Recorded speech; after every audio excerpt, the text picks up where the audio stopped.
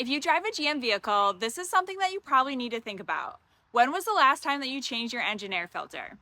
I just put this one in my 2019 GMC Acadia, and I want to show you why I went with this specific one. This is the ACDelco engine air filter, and the reason that I chose this over any aftermarket option is simple. This is the exact factory recommended replacement part for my vehicle. It's designed, engineered, and tested by GM engineers specifically for Chevrolet, Buick, GMC, and Cadillac vehicles. So I know it fits perfectly and it performs exactly the way that it should. Your engine air filter is basically your engine's first line of defense.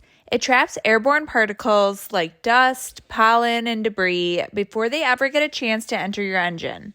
A dirty or clogged filter can actually affect your fuel efficiency and overall engine performance, so it is one of those maintenance items that is really worth staying on top of. This filter has advanced media technology with tight seals to make sure that no unfiltered air sneaks into the combustion chamber. It is built for excellent filtration capacity while still maintaining great airflow, so your engine is protected without being starved of the air that it needs to run efficiently.